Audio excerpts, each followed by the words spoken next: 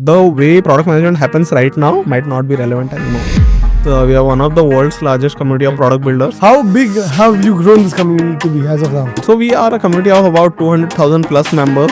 None of us honestly come from a very privileged background. We wanted to create a community where everyone can benefit from giving back. So many people at scale. Right.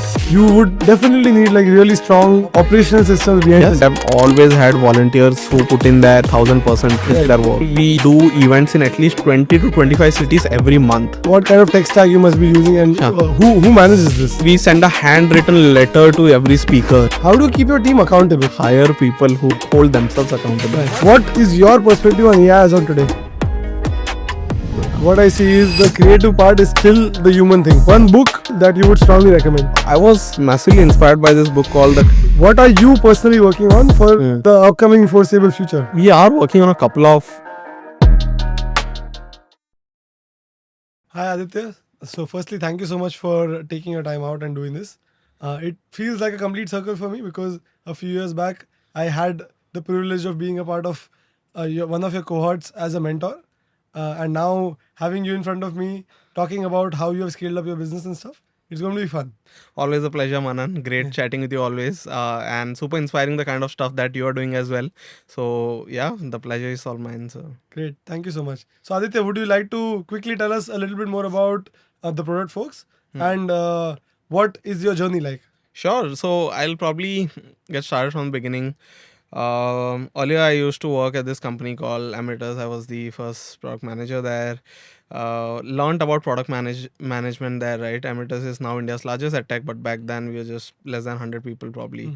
Right? Got to know what product management is, even though I was doing product in that sense since a couple of years while I was in college, but that was my first official role. And that's when I realized that there's no ecosystem around it. Like I used to see that developers used to hang out together, designers used to hang out together, but there was no ecosystem as such for product managers. And product management as a function wasn't as hot as it is in the last few years, right? So Credit goes to you guys. I would say. so we played a role. We helped push it further for sure. But when we were PMs, we used to realize that there's nothing happening. Like we needed ways in which we could hang out on weekends, right? So that was the original idea.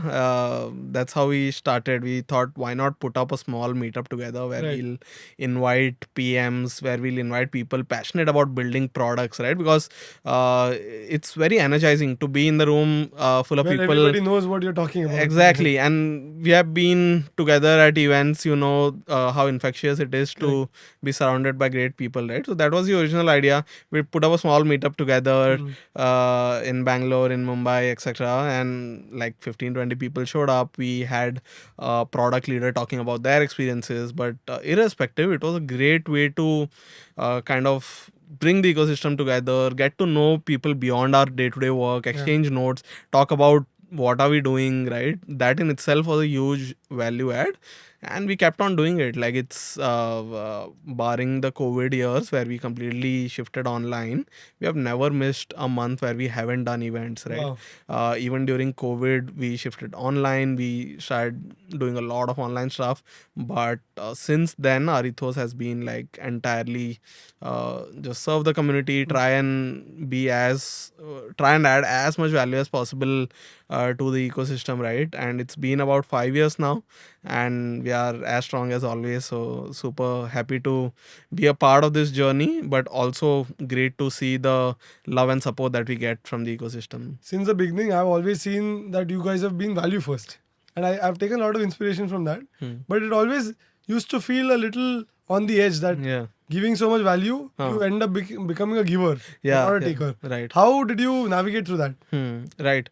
So that's a great question, honestly, and that's something that we have often asked ourselves, right? Like, what is in it for us? Because we don't do this for, let's say, the money. There's no business to be run here. We are not selling something in the guise of community, right? Like you'd see a lot of businesses doing community, but having something they sell underneath it, right? But it's nothing like that for us. We are a community for the community's sake. So for us, honestly, I'll tell you the core reason why we do this, right? none of us honestly come from a very privileged background. Like, we didn't go to a tier 1 institute. We didn't um get into a space where we were handed things, right? We had to break through walls. We had to kind of get our way in to become whatever we have achieved over the last few years, right? And we wanted to create a community where everyone can benefit from giving back, right? Nice. So every mentor, like you were part of our no code cohort. Similarly, we have hosted more than 500 leaders so far, and every leader, the reason why they associate with the community is they have a sense of giving back. Correct. Because everyone has benefited from getting what they want. So this is a great way to give back to the community, give back to the ecosystem, right? And in the process, it adds a lot of value to us. It opens a lot of doors to us. It helps us connect with great founders. It helps us connect with like-minded people. It opens opportunities to tons of different things along the way, right? Fantastic. But that's the ethos. That's the idea. Mhm. That's why we never charge money for any of our courses or events or anything that we do, right? Like hundreds of people have found jobs via our community, right? No matter whatever, like even if I open my LinkedIn right now, there'll be messages about landing jobs via the community, etc., right? Now, we don't make money off it, or we don't do anything to make it a business as such, right? But this is a way for us to create an open playground where people can come, and this will act as a launch pad and they'll succeed in their careers. So I believe it's super gratifying to do something like this, and yeah. I can see the satisfaction in your eyes over there. So very good to know, and it gives a lot of faith in such ecosystems being there. Yeah. Now, how big have you grown this community to be as of now? Right. So we are a community of about 200,000 plus members. We are one of the world's largest community of Right. product builders, by far the largest in Asia. But even globally, we are right up there. Amazing. And even though we start from India, right now we do more events outside of India than in India. Not that we have reduced events in India, but we have increased a lot more globally, right? Lovely. So doing a lot of stuff in the US and Southeast Asia, Middle East, etc. Trying to do everything that we have done here, but for those ecosystems as well, right? So it's time to be like a fairly global community now. So I'm going to now get to like understanding your systems, because Huh. if you're doing so many events, Right, that's right. at scale, Right, so many people at scale, right. you would definitely need like really strong operational systems behind Yeah, the scenes yeah. to be able to multiply and replicate this across Right, the world. right, Can you tell us a little bit inside about how have you built these things? right. So, like we do tons of different things, right? Right. We do events, we do podcasts, we do courses, we do jobs, we do resources, tons of different things, Correct. right? So, and like you'd imagine, we are not a traditional company as such, right? We are supported entirely by volunteers. Correct. And So these are also not people who exactly work with you all the time. yeah, So they're they- not obligated to as Correct. well, right? Yeah. It is voluntary by definition. It is something that they give voluntarily, like you Right. can't take it from them, Correct, right? correct. You can't enforce Enforce anything. it, yeah, exactly. And it becomes very difficult in those cases, but luckily we have been super lucky in the process, where we have always had volunteers who put in their 1,000% into Right. their work, right? But coming to processes, yeah, so what we do is we have separate pods for each initiative, Nice. right? So there's a pod for jobs, there's a pod for events. Within events, we have like 3 to 4 different category of events. Correct. Every category has a different lead, every category has a different team. And when you They say have the lead and team, these Huh. are also volunteers? volunteers, largely volunteers, right? So, and these are people who take ownership of that specific domain, right? Mhm. For example, we do events in at least 20 to 25 cities every month, Correct. right? And doing 20 to 25 cities every month is like a operational Absolutely. I complex. can imagine so many Yeah. different things that are happening Yeah, together. exactly. It needs like a central system which handles things. Exactly. So and all of it is remote. There's no Correct. office as such, right, where you'll work collaboratively, etc. All of it is remote. So we rely extremely heavily on like firstly communication, but also like processes that sit on top of it, right? For example, if you plan to launch a new city, we have a very strict SOP, right? Right. If you want to do an event, here are 10 rules. So they are Here exactly clearly outlined. very clearly defined, right? Yeah. And to the T, like you need to reach the venue say 30 to 45 minutes before. Like it is obvious, but we still spell You it still out. write it down. Yeah, exactly. We still spell it out. We still ensure that every detail, like take a group picture at the end, right? Post it after a day or whatever, right? Share if it is less than say 20 to 25 members, if it is a smaller event, personally reach out and drop a thank you message, right? It'll take you 5 minutes to draft a message and just personalize and send it, but the lasting impact is like crazy, right? All of these are rules that are set out, SOPs, guidelines that are laid out, and everything's pretty much like it's not up to anyone's guess, right? That's there. And secondly, like very high bar for quality, right? When I say very high bar for quality, if you'll I think you haven't attended a conference that we do, right? But you should try and attend it this year. But and I say it with a lot of humility, but we do probably one of the best conference in the country, right? When it comes to the quality, the experience, right? And these are people who are like founders of big companies, founders of unicorns, etc. And the kind of testimonials they give is like insane. Amazing. Because we do everything from getting a cab arranged for the speaker. When they are there, someone is there to welcome them. But I understand all of these are parts of an SOP. Yeah, all of this. So it's very clearly outlined what is supposed to happen. Exactly. And SOP has to come from like good intent, right? Like the willingness to do something special. When you walk into a hotel like Taj or Oberoi, right? They know you by your name. They know what to expect. They know how many times you have stayed. They know your preferences, etc. Right? We work exactly like that in terms of our bigger conferences, etc. Right? Can you tell me how? Events. A little bit more insights, like what kind of tech stack you must be using, and who manages this? Right. So I think this is beyond tech stack. This is more experiential in nature. For example, we send a handwritten letter to every speaker every year. Right. Now this comes out of intent. This doesn't require a tech stack, right? Fair, but you need to track things, right? Like who have you sent it, who have you not sent it to? Right. How do you manage those things? In terms of processes, we rely heavily on automated processes with Zapier, right? Wow. So all of it is Google Suite. We have Google Sheets, Docs, etc. All of it is connected to Zapier, and we run entirely on Webflow, which is like a no-code tool, right? So our entire website, including forms, management, information, everything is pulled in from there. Our email system is run via Mailmodo, so all of it is directly automated via there. But automation can sometimes get robotic. Correct. So we try and ensure that we personalize everything, even if it means extra effort or manual effort. We make sure that we take that effort, and we are very conscious of the fact that we are comfortable that it will take a day extra, but it will make someone happier, right? It will make someone's experience better. So we index heavily on those things more than anything else. So, amazing. Good to know. Now, how do you keep your team accountable? Like, how do you keep the volunteers accountable to ensure that you get the the quality bar that you are setting? Right. How exactly are you maintaining that quality? Right. That's a great question. So initially we used to run into a lot of quality issues, right?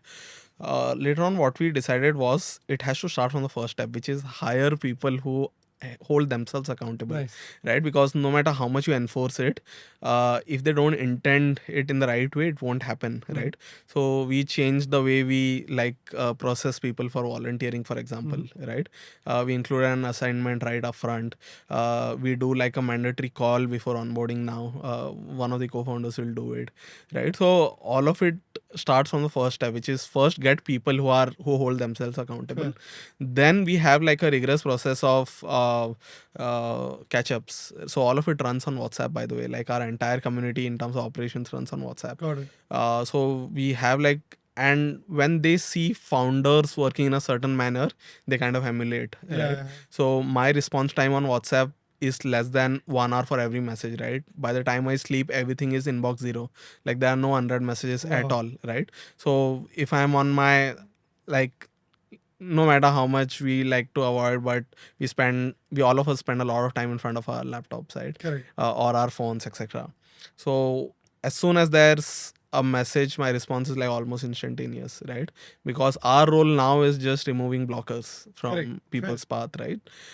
So we rely heavily on super fast and efficient communication, the SOPs, adhering to them, ensuring that they meet the right standards, Right. and we track feedback and testimonials a lot. Like we track feedback a lot, and then ensure that it is testimonial worthy for them, right? Because that's what has kept the love alive for the community. If you go and speak to anyone who's a member of the community, they'll always hopefully have nice things to say about it, right? Because we make sure that every volunteer is nice, kind, humble towards them, right? Because it's a very, I would say, customer facing role. Correct. Right? They're always in the face of it. If you're in an event and if you spot one of our volunteers, the way they talk to you is representative of how we are as a community, right? Correct. So we take a lot of pride as well as accountability on the fact that we have to be nice people to do nice things and ensure that nobody breaks any barriers out there. Yeah. From what I understand, it's more very founder led, it's very vision led. Yeah, it But has at the to be, same I time, think. Yeah.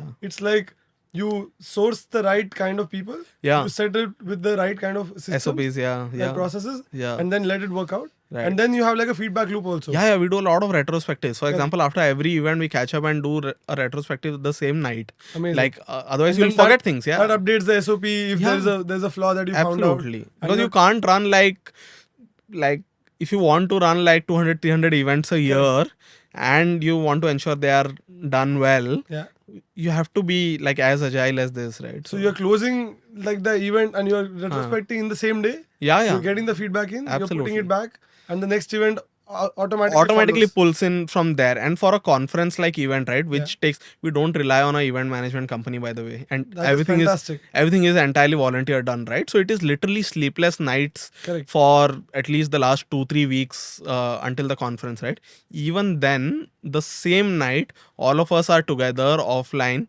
We take an Airbnb every year. Nice. We just regroup. We have a lot of fun afterwards. Yeah. But initially, it is all about what could have been better. What could we do better? What were the good points? What are the bad points? How was your experience, etc. Right? For 1 hour, we'll just regroup and just lay everything out there, and then we'll have a lot of fun throughout the night. But at least we make sure that everything that happens, it has to be settled on the same So night. it's like an incrementally Absolutely. improving system. Absolutely. Otherwise, it's impossible to function. Yeah. Lovely, and this culture sounds so exciting that I'm interested to become a volunteer in the next event if I can be. You should definitely come. Yeah. Great. Now I want to segue into like, because you guys are working with product folks. Yeah. And you are working with like you get the sense of the market Yeah. probably a lot more earlier than the normal audience would. Right. So you have mentioned it in one of your speeches that AI is not the future, it's now. Yeah. And I think we can 100%. very much see it. Yeah. But can you tell us a little bit more about what is your perspective on AI as on today? I think the way we have been using AI, like all of us in personal capacity, right? Yeah. The number of times we open ChatGPT for any given query is like just increasing by the day, Correct. right? As an industry, goes without saying, every industry will go through a massive shift, but I personally feel that the bottom layer will heavily be automated. For example, what a APM does, or what a junior front-end developer does, or what a junior sales guy does. Very core executive roles. Executive roles, yeah. Like executive in the sense operational, yes. routine roles.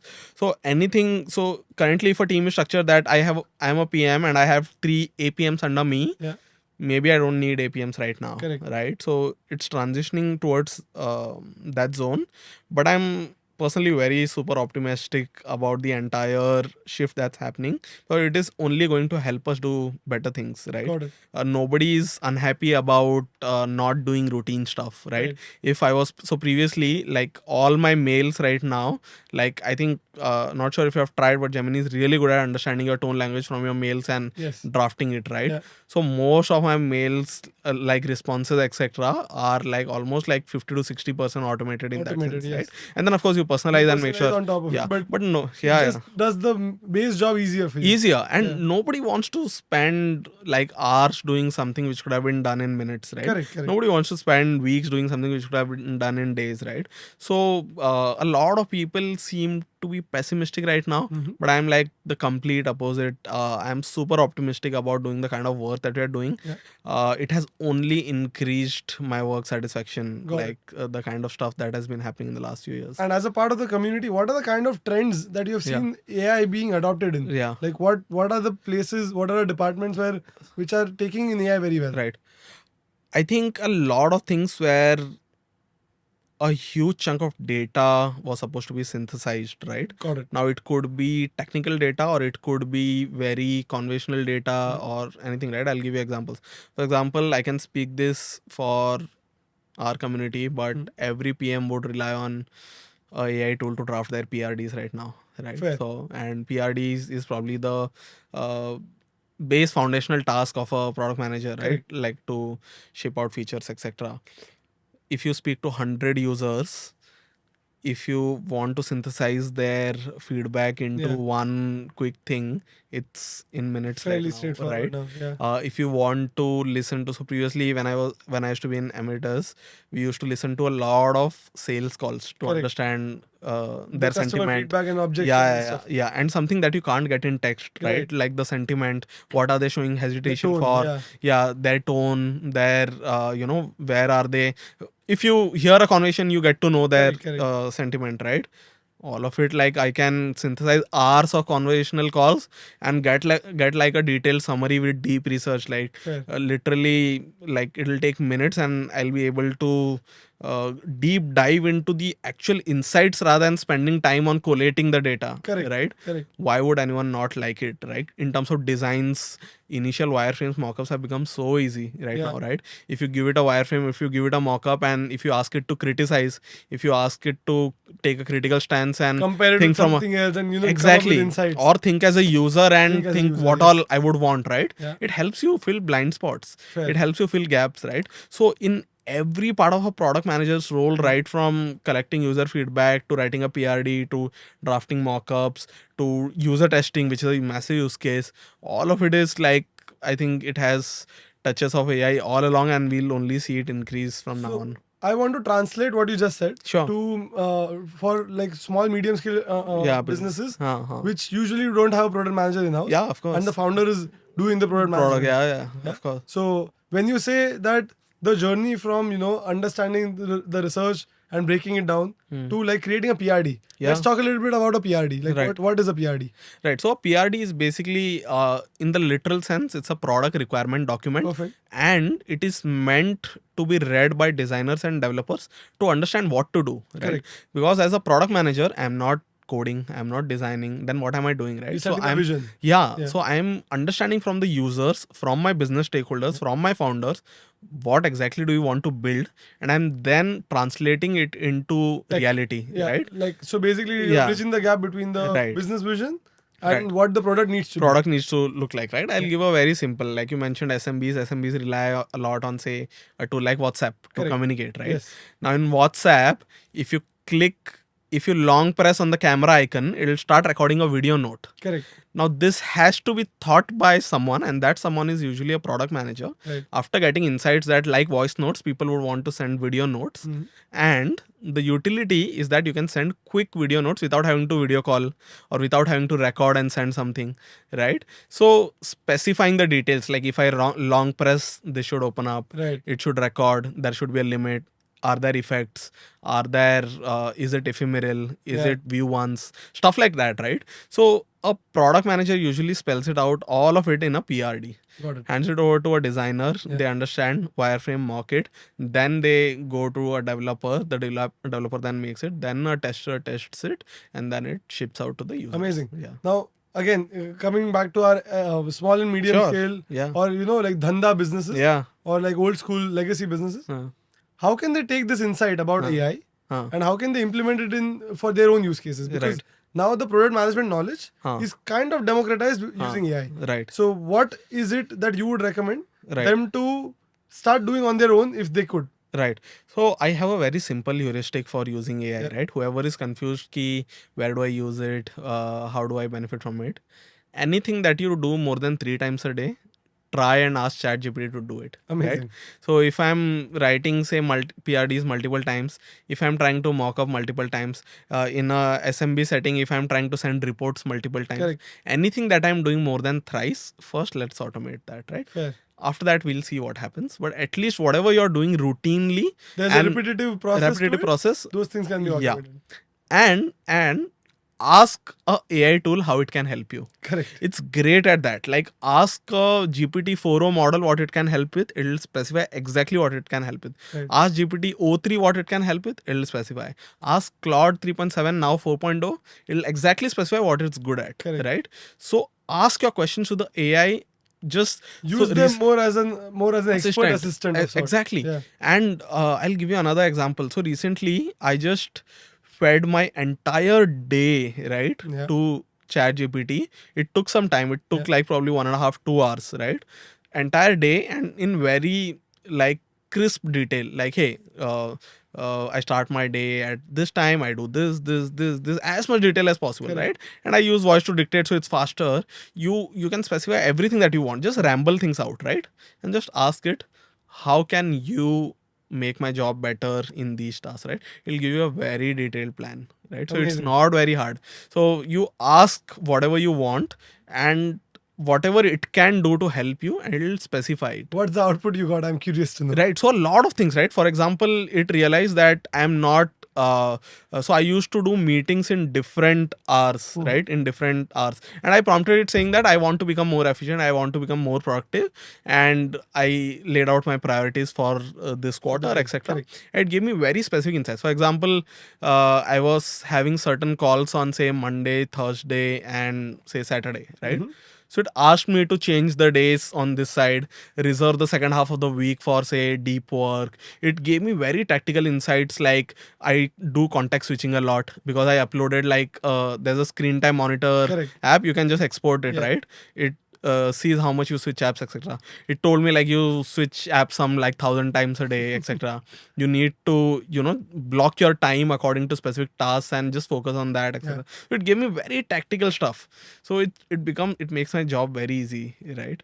So from whatever you are saying, I think the base of all of these is capturing the right data. Right. So AI can help you only when the input is right. So input in terms of the data and in terms of the prompt. If you can take care of both these things, I think the output can start generating well. And sometimes the kind of questions you need to answer as well, right? For example, recently, again, on a personal side, I was asking ChatGPT to curate like a fitness regime for me, right? I asked ChatGPT that, hey, ask me questions that I can answer about myself so that you can define the perfect fitness regimen for me, right? So even though if I don't know what kind of data to insert, you can ask that as well to ChatGPT, that ask me questions about me that you need to know, right, to create a fitness regimen. And it gave me like 20 odd questions and I just answered it and it created, right? So even if you don't know what data to insert, just ask it. Got it.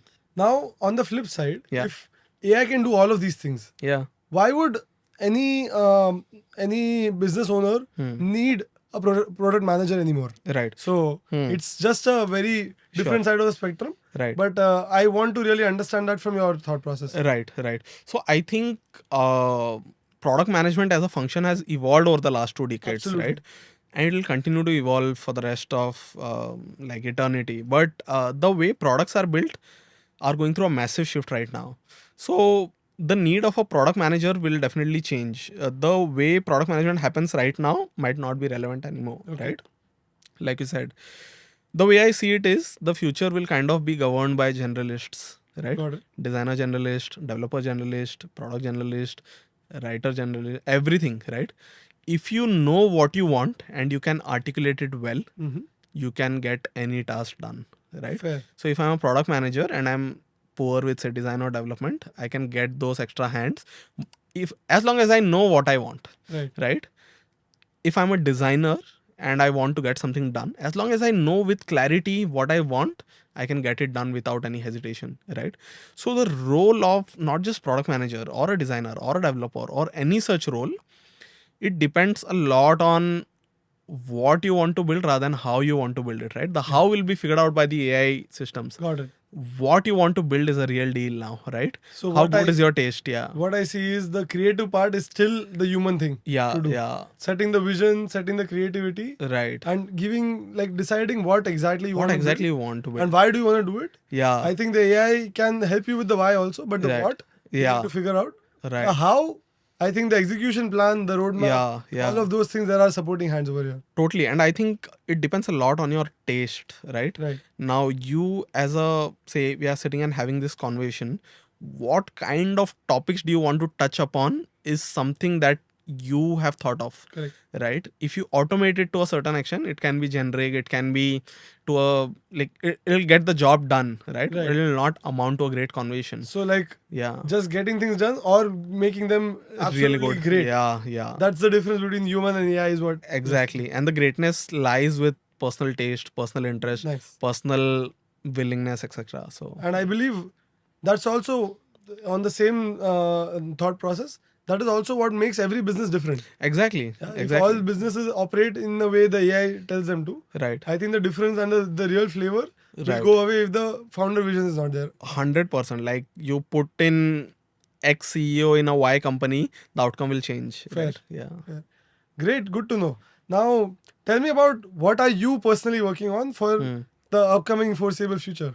Right. So we are working on a couple of AI products. It'll be out soon. Still getting designed, still getting developed. I'm not sharing much because it's still in that iterative process. But like in the next 2 to 3 months, we should be able to launch a few new AI consumer products, which we are personally very excited about.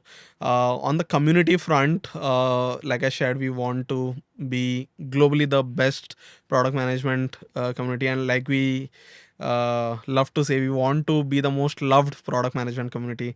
We don't care about the largest or the biggest, etc. We want to be the most loved product management community, and that'll happen when we can replicate the success of whatever we have achieved in India to markets like the US, Southeast Asia, Middle East, etc. Globally, uh, be say the poster child of people building products, right? Because with AI, I feel everyone will be able to build products. I think with the rise of no code tools, the technical chops you need to be able to build products reduced. With AI, it has reduced even further.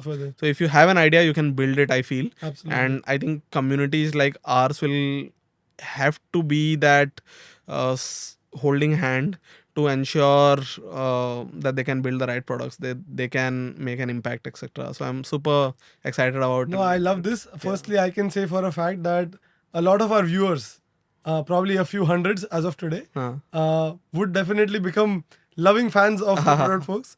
Um I also want to know if these viewers who are majorly entrepreneurs, if they want to join, like, does product folks have something to offer to entrepreneurs as well? Yeah, so we have recently launched a micro community called the Founder Folks, Wow. where we help founders in every capacity that we can. If you need help with anything and everything, we'll offer it to you at no cost. So it's a way to just make the founders' lives a little easier. So whatever they need help with, think of us as a concierge where they can simply tell us what they want and we'll help them. Amazing. So happy to make them a part of the Founder Folks. And how could they apply for something like this? Yeah, just go on to the founderfolks.com and you can get in. For founders, we have like some criteria in which they can be a part of the community, but they can be. And for product builders, you can simply, it's an open and accessible community for everyone. Simply go on to the productfolks.com, you'll find all the details there. So yeah. Fantastic. So I think I've covered most of the things that I wanted to know. Is there anything you want to know from our side? Yeah, of course. Like personally, would love to know. You have been building processes, systems since a while now, and I'm super curious to know what are probably say your top 3 insights on uh, what people should do to make them more efficient, more productive. Yeah. Great question. So I think primarily a lot of people realize and use AI for generative AI. Okay, so where they want to create content, they want to create videos, they want to create pictures. Right. That is, AI is doing a great job over there. But at the same time, I feel a lot of people don't realize that AI can be used very well in operations. So AI can really behave like an assistant who is working on 24/7 on your repetitive processes that you mentioned. So that is one insight that we very much have. Second is, you mentioned that data capturing is a base of building something powerful. Now people don't realize that capturing data itself has become so much more simpler. Right. Now previously, if you had a picture and you had to collect data from there, Right. you had to write things down or you had to type it out. With AI, you can take a picture and the data is uploaded. Previously, a blue collar layman employee would not be able to do data entry if he doesn't know English. In today's day and age, he can speak to the voice and the data entry can be done. So these are places where you can actually leverage AI very well and superpower your the way you operate things. So that is one. While people are very much focused on generative AI, people are not realizing where they can use AI in operations. And at the same time, use AI for data collection. Because that becomes base for everything that you do further. Absolutely. So that is one big insight that we have doubled down on. And it really, it super energizes the entire business, the way they operate. Because now the people who are creative geniuses, and creative geniuses can come from anywhere. They can be on the field. They can be the plumber who is doing his job day in, day out, but doesn't know technology. He's a creative genius. Now, empowering those people in your business and, decreasing the gap between the top and the bottom. And no offense, but removing the middle layer who is doing the coordination, communication, and project management. If that layer reduces, the overall experience for the end consumer also increases. Absolutely. So that is the kind of approach that we are also trying to take. Nice. And what industries are you seeing adopt to AI faster than the rest? Are there some outliers there? Or? Yes, we have seen outliers. It's the more exposed industries majorly. So venture capitalists, very easy because they know they are working with AI startups. And they are like, we want to adapt to AI as soon as we can. Then any industries who are very much reliant on showing their work out there. So any B2C or D2C startups, they because they are using generative AI any which ways, they realize the value of AI. Now they want AI in operations. So we see that. And one industry that we are actually canvassing for is the manufacturing space. Because they have really good rich data of all these years, which can be used well to systemize their operations and make the productivity much better. And that's instant returns for them. Awesome. Great to know. Let's do a rapid fire. So give me one word to describe your founder journey. I think it would be consistent. That's we have done a lot of mistakes, but at least we have been consistent at it. So amazing. Now, one process that you would want other community builders to really take care of. I think again, being consistent enough. Again, I'm emphasizing on it because there have been a lot of communities that started when we did, but they're no more because they weren't consistent enough. So just let it compound, like give it time, let it compound. Perfect. One book, podcast or tool that you would strongly recommend. I was massively inspired by this book called The Courage to be Disliked. I used to be a huge people pleaser earlier, so that book really helped me. Amazing. If you could automate one task in your day, what would it be? Follow-ups. I think just following up with people to get things done. Great. And finally, is there any no-code tool or AI tool that you cannot live without? ChatGPT goes without it, but I think if I were to answer anything else, I've been enjoying Lovable a lot. So very easy to just tell something and get it done. So Lovable, So what is an advice that you would give to somebody who is trying to run a volunteer first community like you have done so far? Right. So I think one big differentiator there is actually caring about the volunteer success beyond your community, right? For example, we track heavily what jobs they can get. We enable jobs for them. So some of our volunteers are working at the biggest companies in India right now because it becomes a filter for the leaders as well, right? If they are volunteering for something, they are actually passionate about it, right? So just if you want to build a volunteer-led company, you have to first care about their ambitions beyond your community or beyond whatever you're doing. At that point, they'll also believe that, hey, this person doesn't just care for their community, but they actually care about me. They care about my success. So whenever we onboard a volunteer, we create like a action plan for them, saying that, hey, most volunteers stay on for about say 6 to 9 months. Some of them have stuck for about like more than 3 years now, but depending on their priorities in life, things can change. We create like a very clear action plan for them, saying that, hey, for 6 months you do this, you learn this, and at the end of 6 months we'll help you get a good job, right? You have to work hard for it, but we'll enable it for you. So at that point they know that, hey, my incentives are aligned. I want to do well in my career, they want me to do well in my career. What else can I ask for, right? So I think that's the biggest leverage there. I am so glad to get all your answers, which are like super organic. Like this is the ideal way that you should do things, Yeah. and you do it in the ideal way, and it's just Yeah. compounding and giving you the returns. Exactly. Yeah. But the best part, what I could see was you don't really look at the results in the beginning. You are not even thinking about it. Yeah, absolutely. You know that just do the right things and it will just work out. Yeah, it's all very simple. Not easy, but at least it's simple. Yeah, it's not easy but simple. But Yeah. that's a great line. Yeah. Thank you, Aditya, for your time. Thanks. It was fantastic having you here, and I believe this was a little different from what we usually do. Yeah. But we got a lot of insight about product and AI knowledge overall. Yeah. And I wish you the best to go ahead and capture the globe. And I would be happy to support this initiative in whatever way we could. Absolutely. Thank you so much. Had a lot of fun. Great questions and great conversation. But I genuinely hope people find value in what we spoke about. If they need any help, completely open to help, like no strings attached, like open to help and support founders, entrepreneurs, people building products. So I genuinely wish you and your listeners and everyone associated with what you're doing great luck with everything. Super excited, super pumped about the new AI wave that's coming. I hope all of us continue to stay relevant. Absolutely. Yeah. Let's look forward to that. And what is the best way to reach out if somebody wants to? I think I'm fairly open on LinkedIn. So Perfect. just drop a message and we can definitely chat. Yeah. Perfect. Done. Thank you so much. Thank you.